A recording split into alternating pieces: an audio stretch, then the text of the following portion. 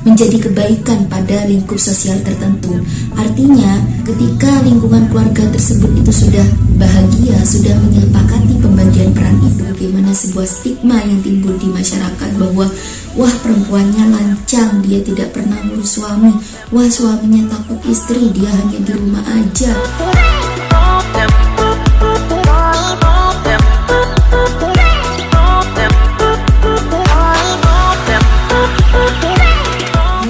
Assalamualaikum warahmatullahi wabarakatuh. Welcome back to my YouTube channel. Jumpa lagi dengan saya Sinta Bella. Kali ini kembali kita pada konten mengaji bareng SB. Ya, kalau kemarin kita ngebahas soal diskriminasi berbasis gender, kemudian konsep seks dan gender.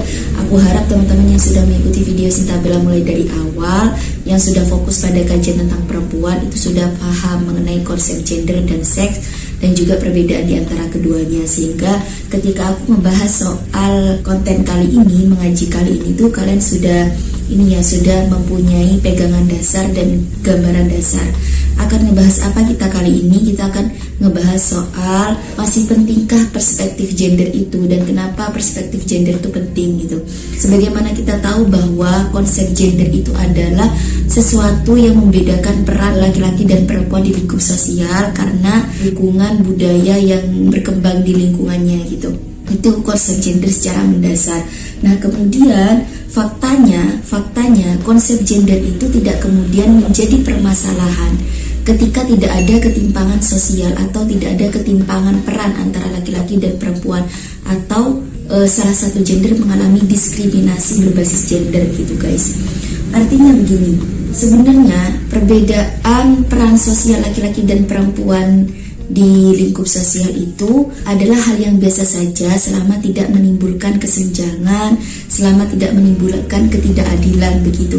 Suatu hari ada yang tanya, salah satu kader di ruang diskusi begitu menanyakan, Mbak, bapak sama ibu saya itu sudah sejak lama melakukan pembagian peran, di mana bapak saya itu pergi ke sawah setiap hari dan ibu saya di dapur, di rumah ya masak ya, ngurusin rumah gitu, dan mereka selama ini hidup bahagia aja Mbak, gak ada yang dipermasalahkan dari pembagian peran itu. Nah, hal yang perlu kalian notit adalah konsep gender tidak kemudian hadir sebagai upaya untuk merubah sesuatu kebiasaan yang sudah itu menjadi kebaikan pada lingkup sosial tertentu. Artinya, ketika lingkungan keluarga tersebut itu sudah bahagia, sudah menyepakati pembagian peran itu, maka kita tidak perlu hadir dengan konsep gender. Seharusnya laki-laki dan perempuan itu memiliki peran yang sama loh. Kenapa ibu gak bantu ayah di sawah, dan kenapa ayah gak membantu ibu di rumah gitu. Nah, gak perlu gitu juga. Artinya kalau selama itu baik-baik saja, bahagia dalam rumah tangga itu, ya udah biarkan mereka melakukan perannya sebagaimana disepakati kedua belah pihak. Yang menjadi masalah adalah stigma yang diadopsi atau pemikiran yang diadopsi dari sebuah kebiasaan. Artinya ketika ada suatu keluarga yang melakukan kebiasaan seperti itu, kemudian oleh keluarga lain di luar mereka itu dianggap sebagai sebuah konsep keluarga yang idealis, maka keluarga di luar mereka itu akan berpotensi menggunakan konsep mereka ini gitu, sehingga ketika konsep keluarga mereka tidak seperti sebagaimana yang sudah dilakukan oleh kebanyakan orang, itu dianggap sebagai suatu kebiasaan yang nyeleneh atau sesuatu yang masih baru, sesuatu yang masih tabu gitu, sehingga hal-hal yang masih tabu ini ketika itu mau dikeluarkan, mau dilampaui oleh seorang perempuan maupun laki-laki, itu dianggap sebagai anarkis atau dianggap sebagai perempuan yang ekstrim dan semacamnya. Sebenarnya kalau perempuan atau laki-laki itu menganggap sebuah peran itu versi mereka, memutuskan peran versi mereka di lingkungan sosial, yaitu hak mereka gitu. Jadi tidak sepatutnya dalam suatu keluarga ketika itu mengadopsi suatu peran yang berbeda sama keluarga lain, maka jangan diklaim keluarga lain itu adalah keluarga yang gak ideal atau bukan keluarga yang menaati aturan budaya gitu guys. Nah, kenyataannya di dalam masyarakat, perbedaan gender telah melahirkan berbagai bentuk ketimpangan dan ketidakadilan. Nah, sebagaimana aku sebutkan di depan bahwa konsep keluarga yang dimana laki-laki bekerja dan perempuan di rumah itu sudah dianggap sesuatu yang ideal. Nah, hal yang demikian ini tidak akan mendapat cibiran atau gunjingan di luar mereka, bahkan itu akan diamini dan banyak orang yang mengikuti karena itu sudah menjadi kesepakatan lingkungan dan budaya di sekitar mereka. Tetapi ketika ada kebalikannya, perempuan yang justru bekerja dan suami di rumah ngurusin anak, ini yang kemudian akan menimbulkan ketidakadilan, sebagaimana sebuah stigma yang timbul di masyarakat bahwa wah, perempuannya lancang, dia tidak pernah ngurus suami, wah, suaminya takut istri, dia hanya di rumah aja, gak kerja, gini-gini ya. Ini yang kemudian timbul di masyarakat, kenyataannya seperti itu. Ini juga pernah didiskusikan di forum, teman-teman membawa problem gitu bahwa di lingkungannya itu ada hal yang demikian. Jadi istrinya kerja, suami di rumah ngurus rumah, dan itu oleh dia dianggap sebuah diskriminasi karena si laki-laki mengamini semua yang diucap atau yang dilakukan oleh istri. Nah, kita sebagai yang di luar mereka tidak tahu kan bagaimana kesepakatan yang terjadi di dalam keluarga itu, gitu loh. Itu teman-teman, fakta dan mitos atau konsep gender itu. Nah, kemudian lalu ketika ditanya bagaimana sih Mbak yang dimaksud dengan perspektif gender?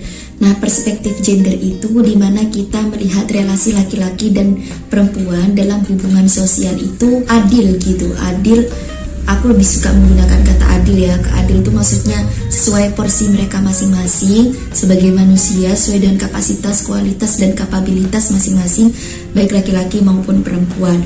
Nah, perspektif gender itu seperti itu. Jadi memandang relasi laki-laki dan perempuan itu bukan dalam konteks biologisnya, di mana perempuan tidak boleh bekerja karena dia sudah memiliki beban biologis yang berat. Dia sudah harus menstruasi, misal dia harus melahirkan, harus hamil gitu. Jadi memandang peran laki-laki dan perempuan itu dengan perspektif gendernya, dengan kualitas dan kemampuannya mereka sebagai laki-laki dan perempuan, bukan ditarik dalam konteks biologisnya, begitu. Itu yang pertama. Yang kedua, perspektif gender adalah di mana kita mengambil sebuah keputusan itu mempertimbangkan laki-laki dan perempuan, kondisi laki-laki dan perempuan gitu. Atau dalam ranah kebijakan biasanya dikenal dengan sebuah kebijakan yang responsif gender. Itu maksudnya kalau aku boleh mencontohkan, misal di ruang-ruang publik disediakan tempat menyusui bagi ibu menyusui, atau toilet yang ramah perempuan di mana di situ disediakan tempat pembuangan pembalut atau disediakan pembalutnya juga. Itu namanya perspektif gender atau responsif gender begitu.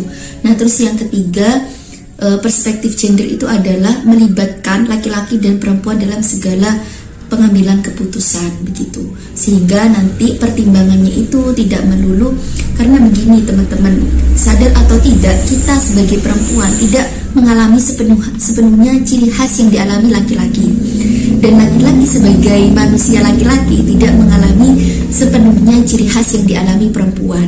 Nah, kenapa dalam sebuah keputusan atau kebijakan harus melibatkan kedua belah pihak? Biar perspektifnya itu timbul dari kedua belah pihak yang mengalami ciri khasnya masing-masing begitu, sehingga timbullah sebuah kebijakan yang responsif gender sebagaimana aku sebutkan tadi gitu. Nah, kemudian kita sampai pada penghujung pembahasan, yaitu mengenai mengapa sih perspektif gender itu masih penting. Yang pertama yaitu sejarah. Ada faktor sejarah di mana cenderung menghilangkan peran-peran perempuan dan cenderung menyuarakan tentang pengalaman-pengalaman atau keterlibatan laki-laki dalam proses perjuangan. Nah, sebenarnya ini tidak terlalu aku tidak terlalu mengamini faktor sejarah ini karena aku sudah membaca bukunya Syekh Ramli Musia. Beliau adalah pelaku sejarah pelopor perempuan di masanya. Kemudian aku juga pernah mengaji tentang Marsina dari berbagai media. Tapi Marsina ini belum ada buku, kayaknya belum ada dalam bentuk buku sejarahnya beliau. Kemudian bagaimana tulisan tentang Kartini yang menyebar di mana-mana. Terus ada tulisan tentang Malala juga, di mana tokoh-tokoh perempuan ini fokus perjuangannya itu dalam ranah pendidikan, kecuali si Marsina ya. Nah, itu juga ada perempuan-perempuan hebat di masa Rasulullah, ada Siti Aisyah, Siti Khadijah yang selalu dibangga-banggakan power dan juga track record beliau-beliau pada masanya gitu. Jadi kalau konteks sejarah aku tidak begitu mengamini. Dan pernah dikatakan dalam suatu buku, saya lupa judulnya, yang jelas ketika kita itu mengalami keresahan, kegelisahan karena sebuah sejarah yang tidak dicatat, maka jadilah kita pelaku sekaligus penulis sejarah itu. Ya, kita yang harus menulis kalau kita memang ada sesuatu yang oh ini kok terkesan dihilangkan gitu. Nah, itu harus dimulai dari kita sejak sekarang. Terus yang kedua ada faktor wacana.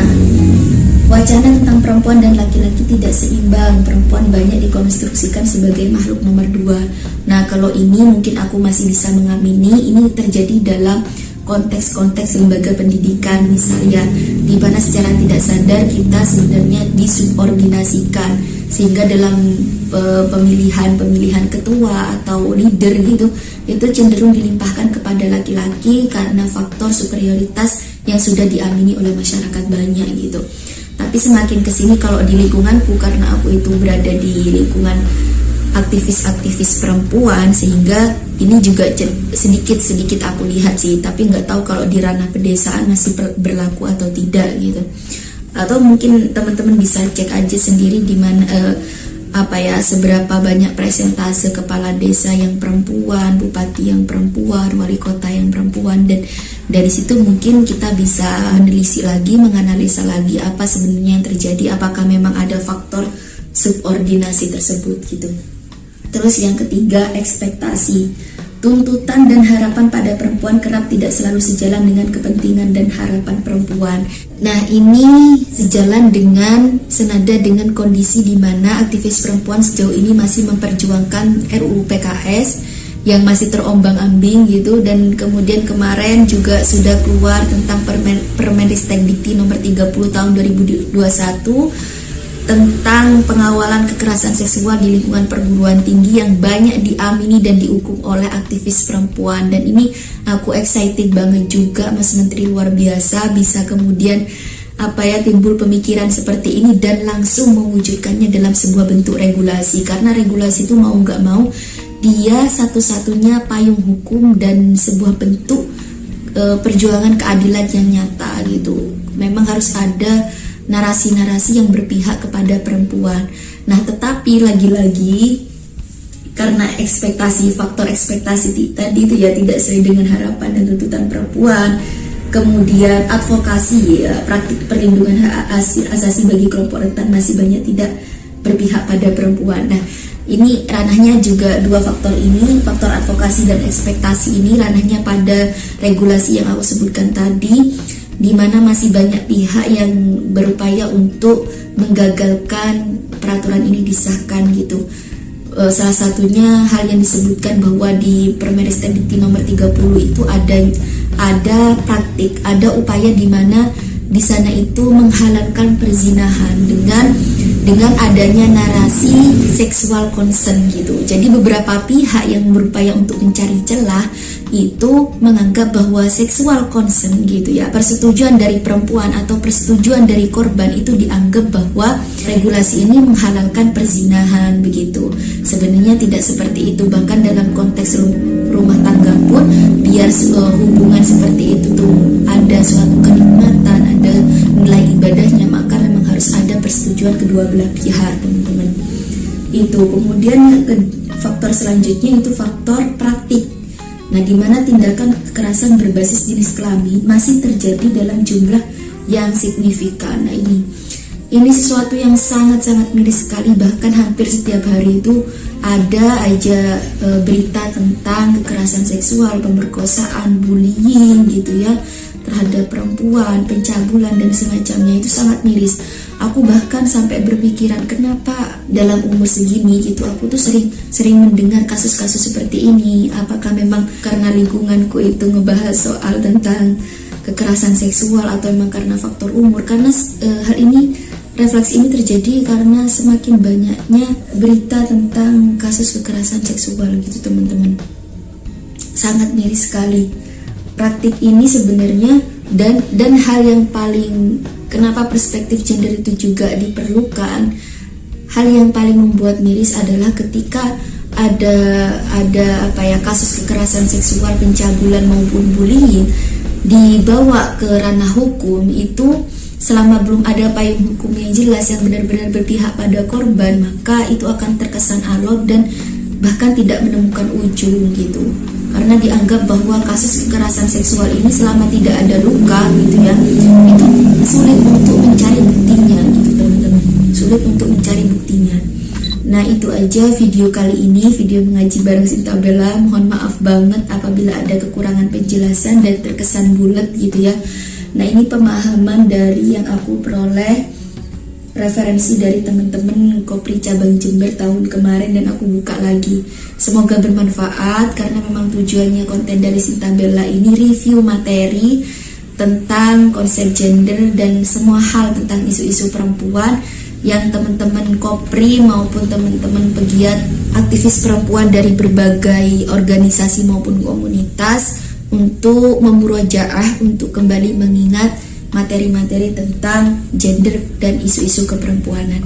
Itu aja teman-teman, semoga barokah manfaat. Jangan lupa like, comment, subscribe, and share. Dan apabila video ini bermanfaat, silahkan kalian share semua ke komunitas kalian, dan saya tidak menutup adanya kritik maupun saran, silahkan chat di kolom komentar.